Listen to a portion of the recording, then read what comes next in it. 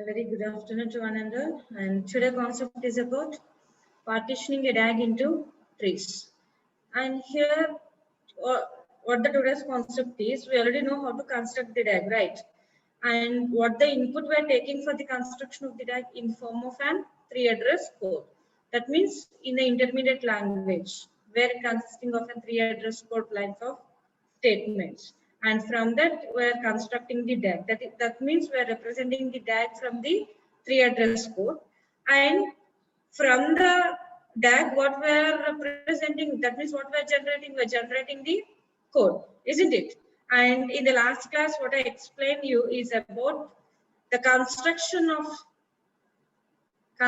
that is an code generation using the DAGs. And also explained you about a simple code generation using an get registers. And now what I'm going to explain you is partitioning a DAG into trees. How to partition a DAG into trees. And here we're having the most important point to remember when we are implementing partition a DAG into tree concept. And what the important point is here, see the slide all of you. And here partition a DAG into a set of trees by finding for each root and shared node n the maximal subtree with n as root that includes no other shared nodes except as leaves.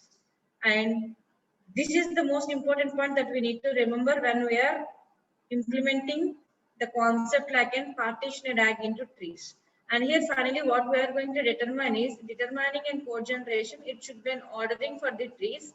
And also we are generating the code for each tree using this algorithm.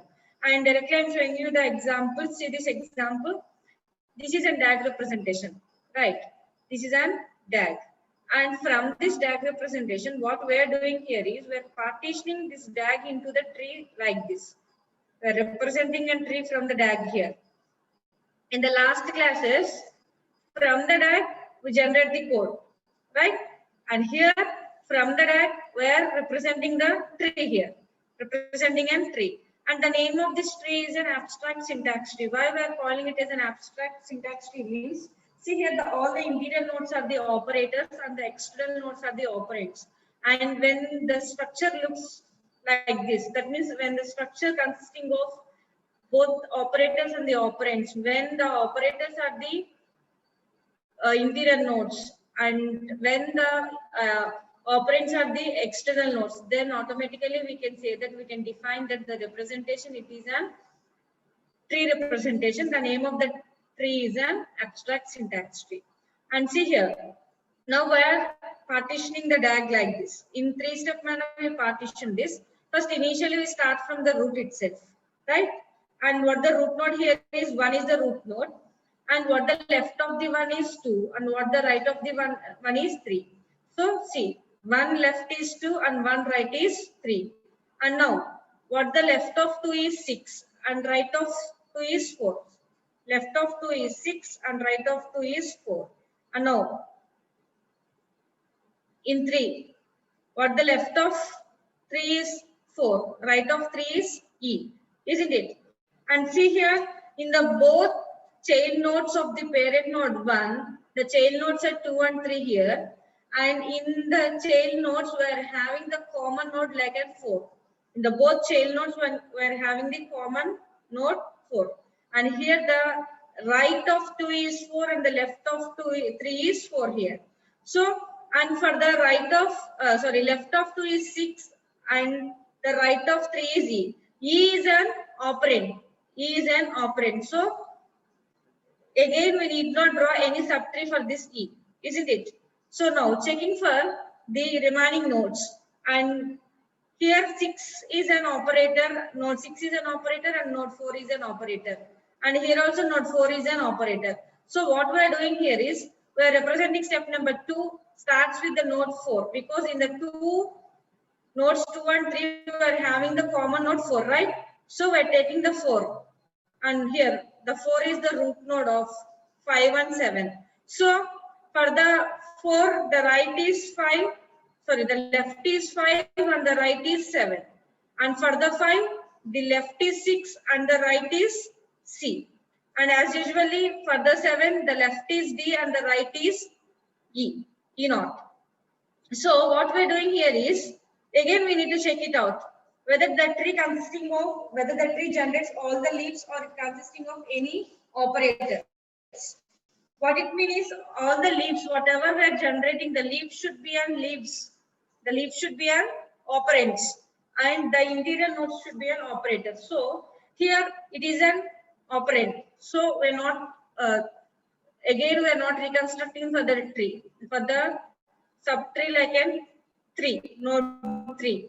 And coming to here, for the 4 here, the 5, the left of 4 is 5, and from the 5 the right of 5 is C. So here we are not constructing the subtree.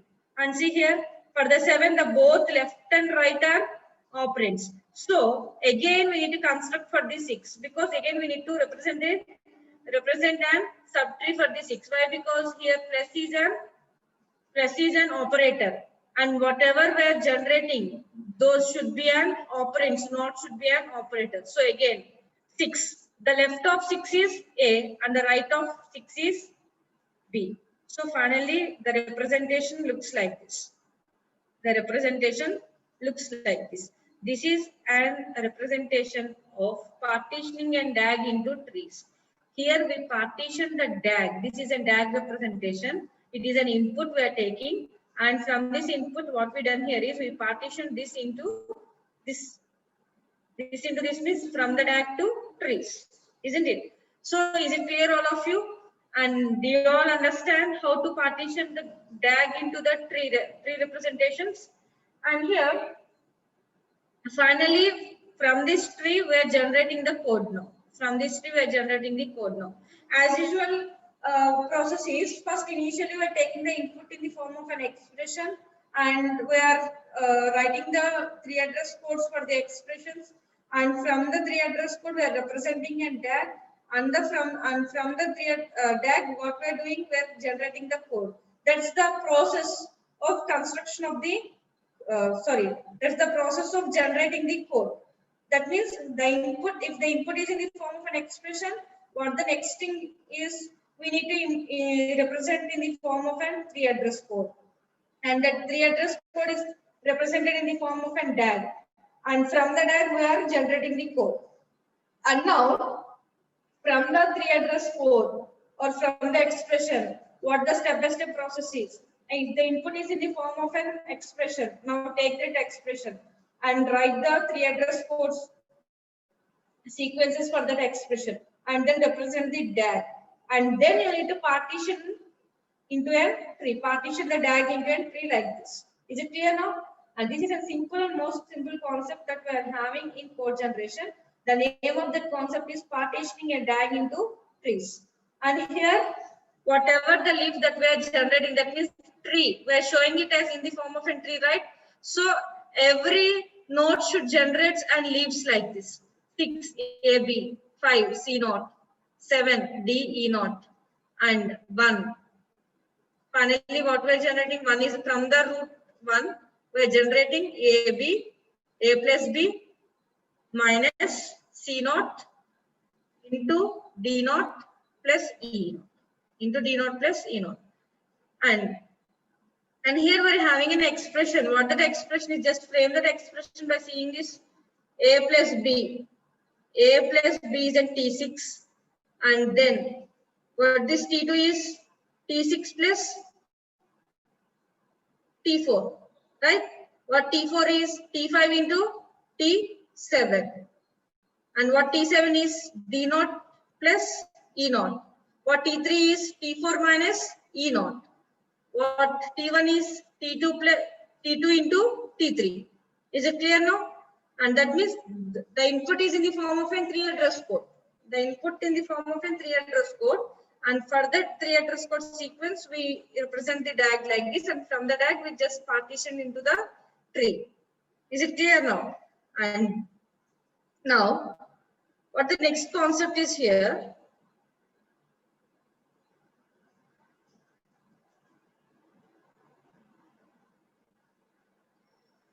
Dynamic code, that is dynamic programming code generation. And here this is we're having an algorithm for this dynamic programming. And with this algorithm, by using this algorithm, it applies to a broad case of registered machines and with complex instruction sets. And here the machines has R interchangeable registers. What R is an interchangeable registers. And here we're having the machine's instruction form. What the machine instruction form is, the machines has the instructions of the form Ri is equal to E. And what the E is, it is in any expression that contains operators, registers, and memory locations. And this E always involves the registers, and then we are defining the array. The array must be one of them. That means we are defining the E, right? E involves the registers. In those registers, the array must be one of them. And then this is a simple structure with them. The root is an always operator, and we're having the T1 and T2 are the temporaries here, the temporary variables, and we're calling them as a nodes here. And this algorithm partitions the problem of generating an optimal code, where always we need to choose an optimal, that is minimal, because whatever we're going to generate, it should be with a minimal cost. So optimal code for an expression into subproblems of generating the code. And here the sub expressions of the given expression is shown like this. For example, if it may be a node may be any sub expression from the given expression, where this consisting of an left child and the right child with an operator plus. And here you need to know what is a contiguous evaluation. And for example, we say program always defined with the P. And if you want to evaluate the program, we say program like NP, and now we're evaluated tree with an T contiguously. And when if it first evaluates those subtrees of T, then they need to compute into the memory. And what it means is you already know that how to perform the computation means first initially we're computing the left child of the left child, and then after completing of the left and then go for the right, and then after completing the right, then you need to go for the operator. That means evaluating first left subtree and then the right subtree and finally evaluate the root. That's the process of evaluation that we're naming it here as a contiguous evaluation. And always evaluate the subtrees of the root in the either order. Either order means it may be left subtree or it may be a right subtree, but you need to choose the first left and then go for the right and then finally evaluate the root. And this is an optimal contiguous program. Why we are calling it as an optimal contiguous program means every expression tree can be evaluated optimally. You all know what the optimal is, because in the last classes I defined why we are using this optimal. What is the use of this optimal?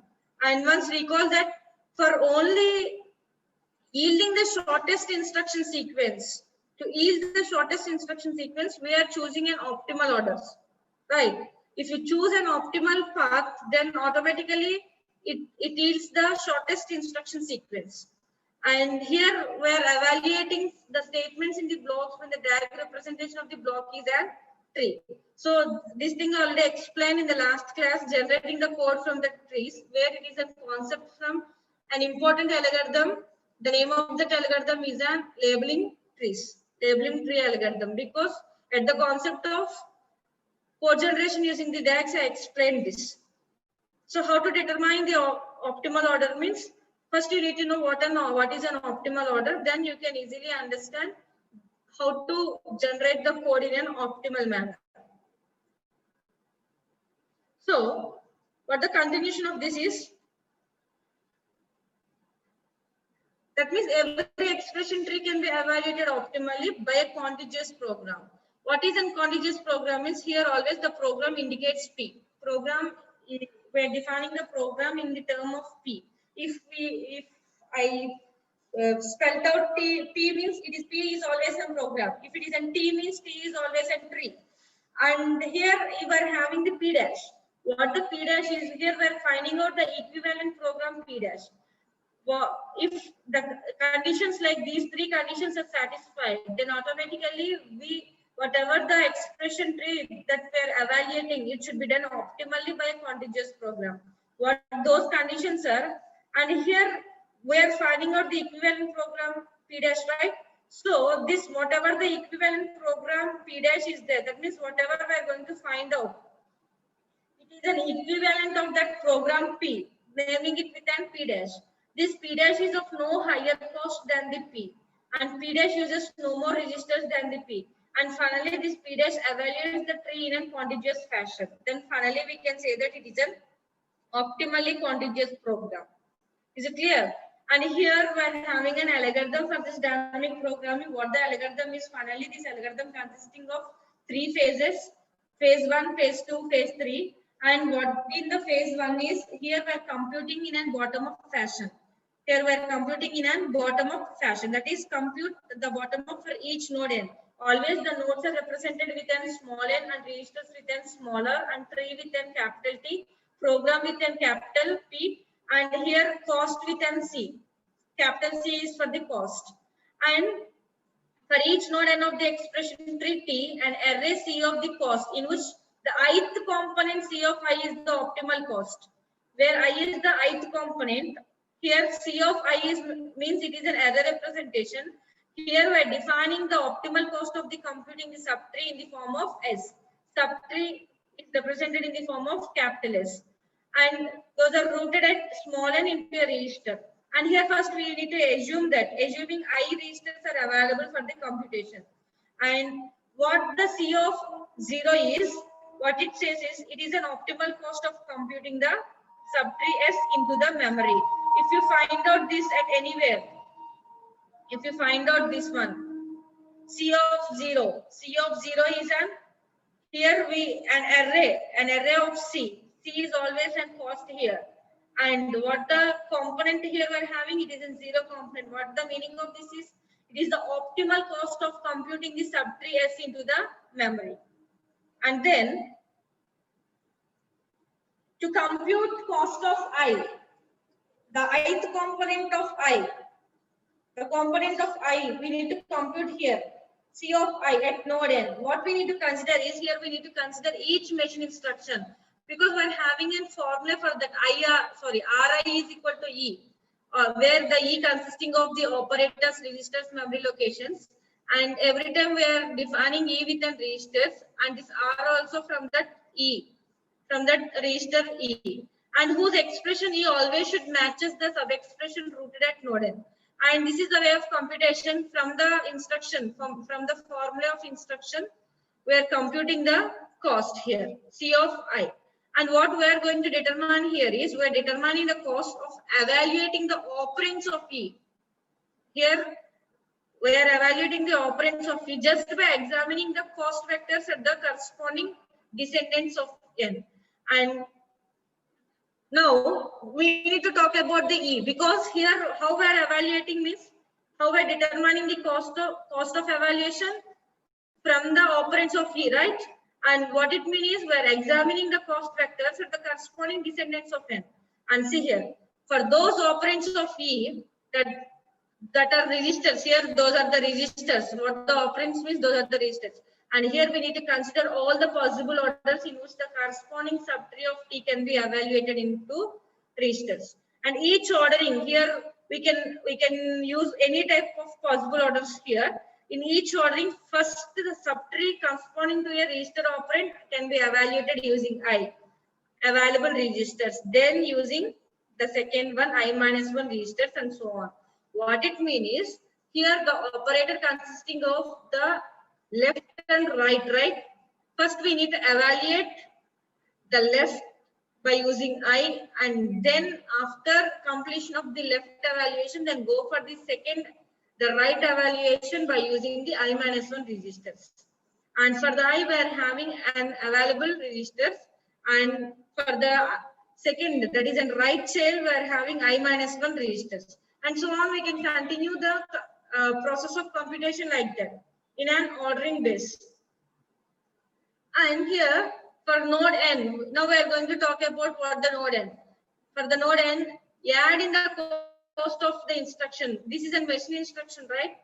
Ri is equal to E, and that was used to match node n.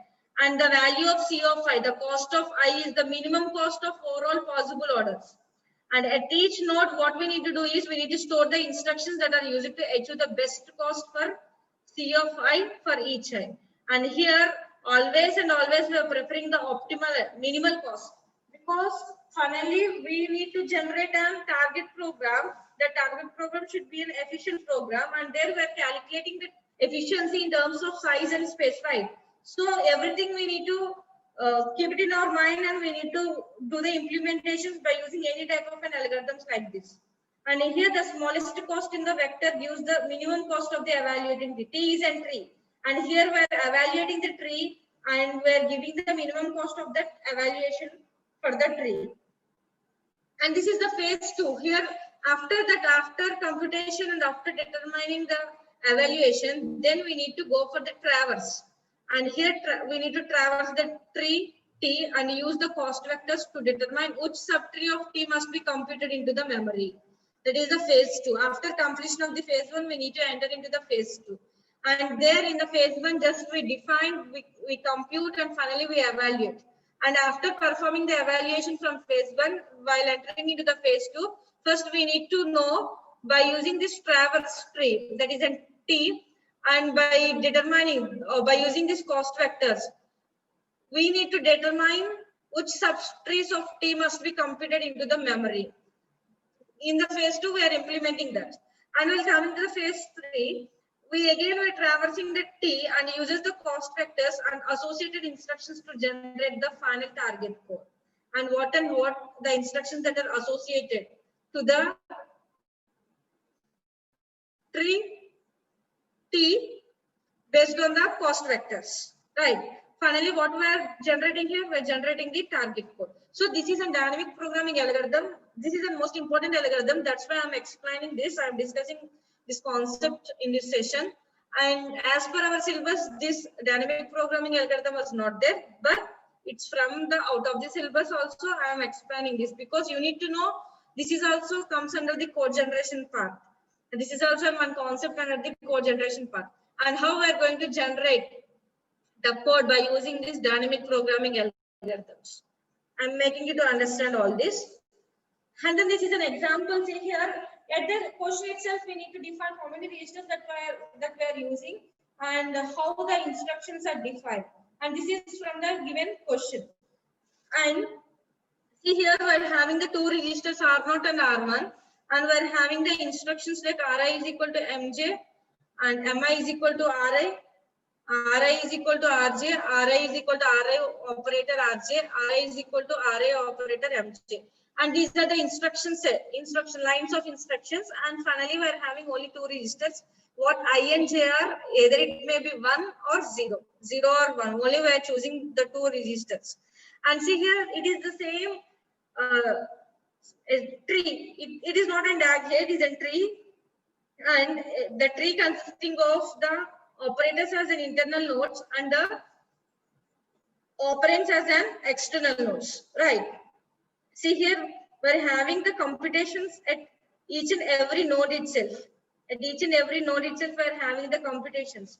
And what these computations are, when you implement this phase 1, then you get this computations, you get these values. If you implement the phase 1 in dynamic programming algorithm, and you get these values. And in depth of computations, I'm not going to explain you because just I'm making you to understand what the concept is and what the context of the content in the concept. I'm just making you to understand what it is. And see here, and from this we are defining, from this we are defining the code. That means from this we generate the code where R0 is equal to C. Where is the C here? C. R0 is equal to C. What 0 and 1 are? What 0 and 1 are? R1 is equal to D. Where is R1? We are defining the code ourselves. And this is C. C is an R0, D is an R1. And now R1 is equal to D. Already D was stored in an R1, right? D, that is R1 by E. R1 by E. And now R0 is equal to, what the R0? C. C is equal to C into R1. C into R1. What R1? D by E. And what these 2, 0, 1, 7, what all these are all the computations that we done by implementing the phase 1. That means those are all the cost. Those are all defines the cost. We evaluate the cost, right? So R1 is equal to A, R1 is equal to R1 minus B, R1 is equal to R1 plus R1, R1 plus R0. This is the code sequence from the tree structure. This is the way of generating the code sequence from the tree structure. And then, once you all recall what the tool that we are using for generating the code here, in the phase of the code generation, what the tool that we are using here, in lexical analyzer, we are using the lex tool, right? In syntax analyzer, we are using the act tool. And in code optimization, we are using the optimizers tool. And in generating the intermediate language, there what we are using? Code engines. There we are using the automatic code engines. And while coming to the code generators, what we are using here is, what the tool that we are implementing here is code generator tools. To generate the code, here we are implementing the code generators. Because these code generators are the tools here. Those are all the automatic tools. A tool to automatically construct the instruction selection phrase of a code generator. You need to implement that tool like this. And what the tools are, they may use, these tools may use tree grammars, context free grammars, and those are also describe the target machines. And here I already explained what the register allocation is. This register allocation will be implemented as a separate mechanism by using this type of the automatic tools. And we're having the graph coloring. Graph coloring is one of the strategy that we implemented at register allocation. And this graph coloring is one of the approach for the register allocation. We call it as a strategy that we implemented there. And these are all the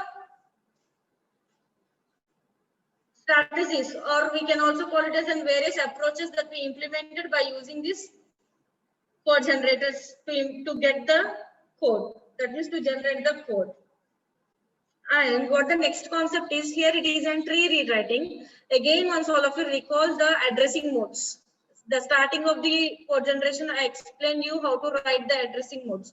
Addressing modes, absolute addressing modes, indexed addressing modes, indirect indexed addressing modes. If it is a pointer addressing modes, constant addressing modes. I explained all those, right? So for tree rewriting, here we are using all those addressing modes. And see here, we are having an array representation. A of I is equal to B plus 1. This is an indexed, that is an indirect addressing mode. Indexed indirect addressing mode. And here is equal to memory location of B, and it is constant, right? Constant 1, isn't it? And here it is in special registers. SP is in special registers. Constant A is in constant. And register SP, what it means is it is in special registers. I plus 1. A of I plus 1. That means constant A. It is an array representation, right? I special register with I plus 1. Again, 1 is a constant I here. And for the code, for the single statement, single code sequence, this is the way of representing the tree.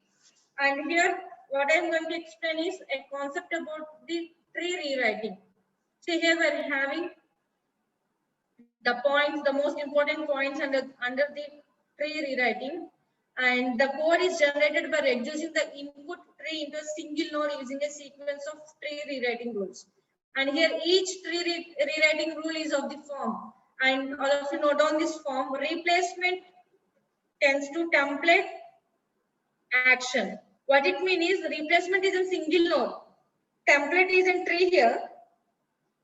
And action is in code fragment here.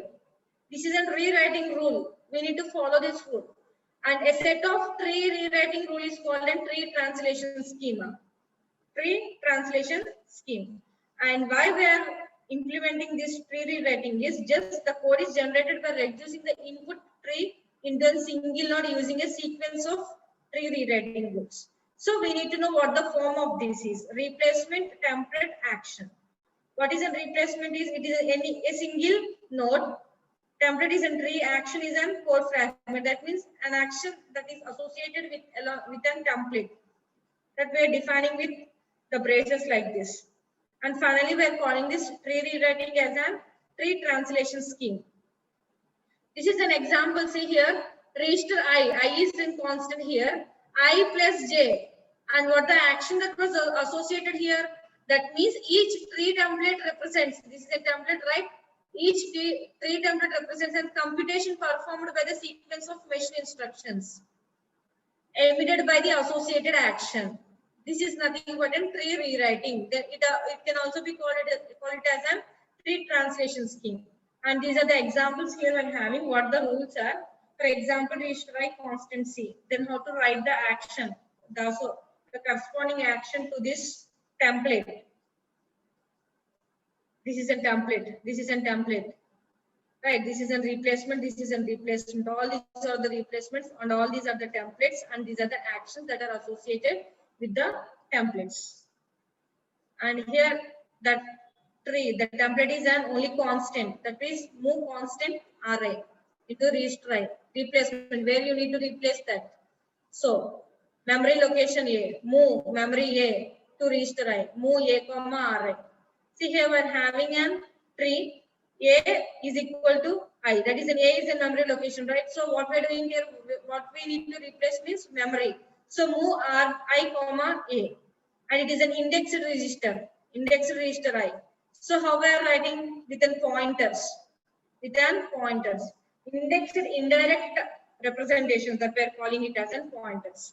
And this is a register I, and it is constant C plus register J. What it means is here it is an indexed offset of, that means the contents plus contents of Rj plus contents of Ri. Here we are defining the indexed content, indexed offset. And now register I plus again indexed offset, add C of. See, if you see the representations like this, that is, if you see the instruction like this, what the meaning of this is, it is an offset, indexed offset here. It is an indexed addressing mode where we are defining an offset value C. Offset value C here, C of Rj comma Ri. So here I plus J replacement, add Rj comma Ri. Register I plus constant. This is a constant, and here what we are doing is, both in the replacement and in the tree, we are having the same registers, right? And we are having an operator like in place. What it means is increment Ri. And this is an example. See the example. This is a representation of the tree and constant A. Move A comma R0. And see, add special register here. 7 comma R0. And see, move I of, that is this offset values I here, I of SP comma R0. Add I of SP comma R0. Memory B, right? Move B comma R1. Finally, here we are using only two registers, R0 and R1. With the two registers, we are writing all this. Inc. Because register 1 plus constant, right? Increment R1. Here again, indirect. So pointer. Move R1 comma star R0. And that is about an tree rewriting rules with an example. And what the next one is tree pattern matching. What the tree pattern matching is, it is an algorithm here. With this algorithm, we can implement by extending the multiple keyword pattern matching algorithms. That means here each tree template is represented by a set of strings, and each of which represents a path from the root to a leaves. Each rule is associated with the cost information here. And here we are implementing the dynamic programming algorithm, and this is used to select an optimal sequence of matches. So we are using the dynamic programming algorithm. See, it is a semantic predicates. Again, this is a replacement, this is a template, and the action that was associated with this template. See, if C is equal to 1, then increment register Ri, else add that constant to the Ri. What it means is here the general use of semantic actions and the predicates can provide greater flexibility and use of description than a purely grammatical specification. This is a replacement. Both the replacement and here the register both are constant, right? Both are same. What it means? It is ink Ri. The action that was associated is ink Ri. But along with that action, we need to perform some semantics. That means we are clearly giving the meaning of that particular action that was associated with the corresponding template. If C is equal to 1, then what we need to do? Then ink Ri, or else what we need to do? Again, go for the next instruction, add constant with Ri. Is it clear now? Then this is about the pattern matching by the parsings. And here we are using an LR parsers. Why? Because it is a bottom-up approach, right? Here were all the algorithms that we are implementing in a bottom-up fashion. So we are using an LR parsers to the pattern matchings. And the input is in the form of entry, and that can be treated as a string by using its prefix representation. You all know what the prefix, postfix, and infix representations, right? So the prefix representation is equal to indexed plus constant A register special register, indexed plus constant I special register plus memory location B constant 1. It is a prefix representation. And here what we are doing is the tree translation scheme is converted into syntax directed translation scheme. What it means is here the tree rewriting rules are converted into syntax directed translation scheme. I think you all know what the syntax directed translation scheme is. In the third unit, I explained you how to write the semantic actions corresponding to the production rules, right? And when we can say that it is a translation schema, or when we can say that it is simply a semantic action, means if you write the action in the braces, in between the braces, then it can be called it as a translation schema. Or else without braces, if you write any action, that means if you perform the action, then it can be called it as a just it is a semantic action that was associated or related to the corresponding production rule. And here the tree translation scheme means tree rewriting rules can be converted into syntax directed translation scheme just by replacing the tree templates. Make it clear. You all know what the tree templates are. Replacement, template, action, right? So the tree templates with their prefix representation. This is the prefix representation. And so by replacing the tree templates with their prefix representations, we are converting the syntax directed converting the tree translation scheme into syntax directed translation scheme. See the example. This is the syntax directed translation scheme, and see register I constant. What it means is it is a prefix. Actually, how it looks like, the arrow should be pointed to register I. The actual form should be the replacement, template, and the action, right? See here we're having the same example. And see here for this example only, again we are showing how to convert into these tree rewriting rules are converted into syntax directed translation schemas. How the conversion takes place, just I'm showing you. See, this is RJ constancy, right? See here, sorry, it is an RJ or RI. So register I. See where how the arrow representation is. This is a replacement, this is a template, and this is an action, right? So see here, register I, constancy, move C, RI. I think you all get it. Register I, memory A. That means see here. See the arrow representation. Register I, how the arrow looks like. It was pointed to the register, but while coming to representing the syntax directed translation, it was reversed, because here we are taking the prefix representations. We are taking the prefix representations and we are writing the semantic actions. We are writing the translation schemas corresponding to the prefix representations. All these are the prefix representations. and these are the corresponding actions that are associated with each and every lines of instruction. I think you all understand. See the what it is, sixth rule. Here, see the sixth rule.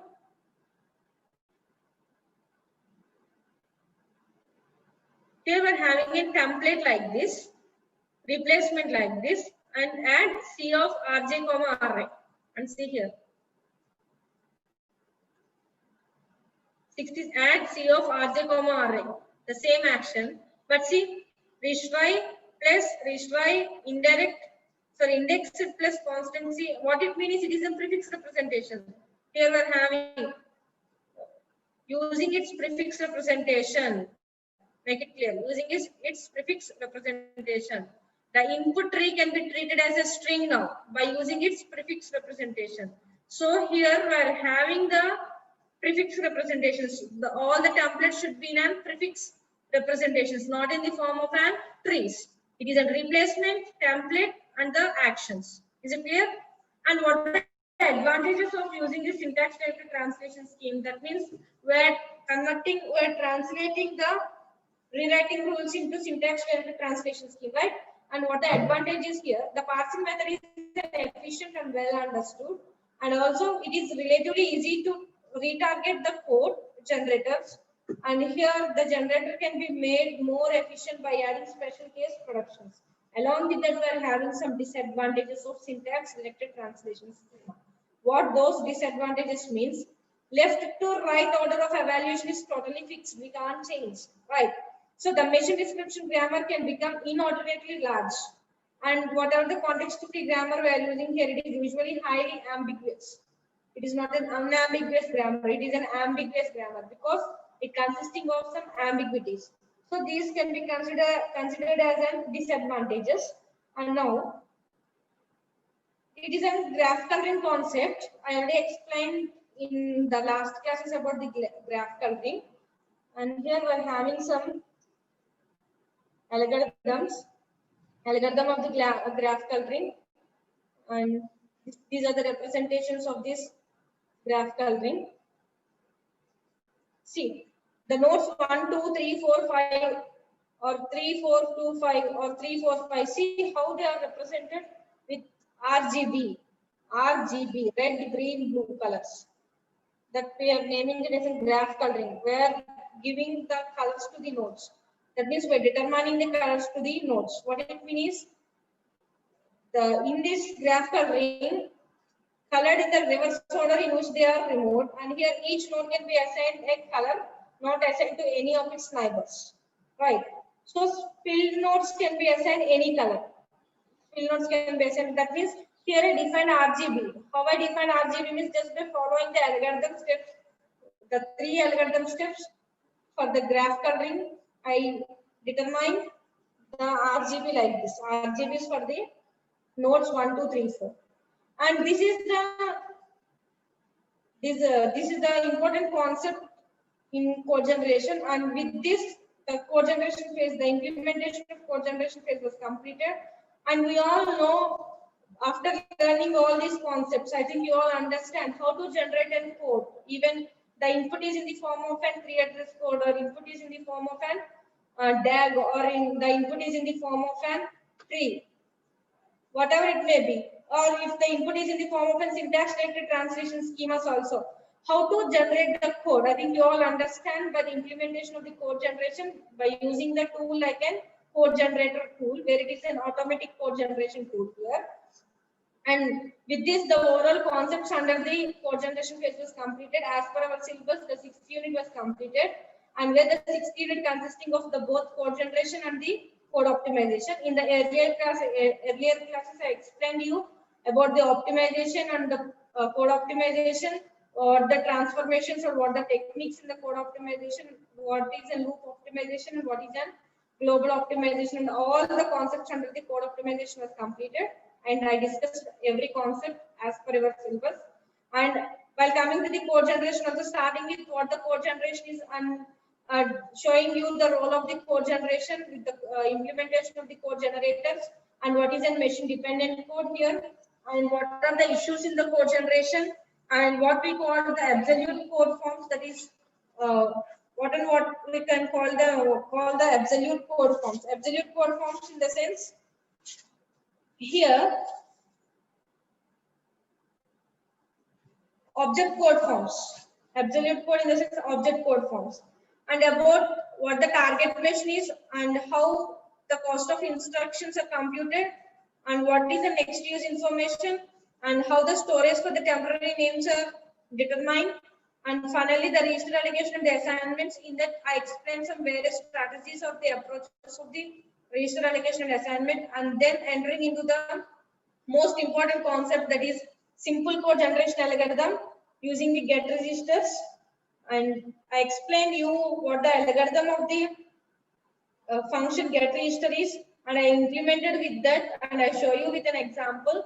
And then finally the code generation using the DAG, where here we are having three most important algorithms. One is a rearranging order, and the second one is a heuristic ordering, and the third one is a labeling algorithm. This labeling algorithm with the trees. And in today's session, I explain you how to partition a DAG into the trees, and from the trees how to generate the code, and what the concept that I explained you in the today's class about an most important algorithm, dynamic programming algorithm. But this concept was not in our syllabus, but this is also a most important concept in code generation, and making you to understand what is contiguous evaluation and what is an optimally contiguous program. And then about an algorithm and an example, I show you the example, and in depth of computations I didn't explain, because in depth of computations are not needed for us. Just knowing what it is and what the algorithm steps, phase 1, phase 2, phase 3, and how to implement those, that's enough. And if you see the structure like this, then you can easily understand it is a dynamic programming algorithm tree, because here we're having some cost where we are having the cost at each and every node. If you are having the three fields like this, then automatically we can say that this tree is from the dynamic programming algorithm. And then knowing about the tool like code generators, and then what is in tree rewriting, and what the rules of the tree rewriting is, and what is the form of writing the rules, rewriting the rules. Replacement tends to template action. This is the form we are having for tree rewriting rule, and then this is an example of that, and these are the rules that we are having, and this is an example. And I explained you what the tree pattern matching is and what the semantic predicates are, and matching by the parsing, because here we're talking about the bottom-up fashion, right? So we are implementing the LR parsers, and this is a syntax directed translation scheme. What it means is here where the tree rewriting rules are converted into syntax directed translations like this.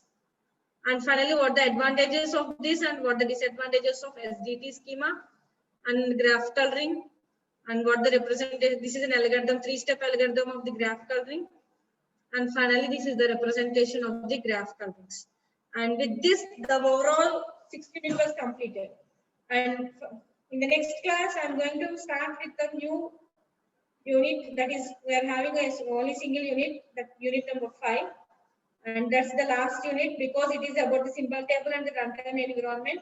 And with this code generation, all the 6 phases are completed. That means the process of compilation from phase by phase was completed. Now we're entering into the subphases. And in the next class, I will explain the subphase symbol table.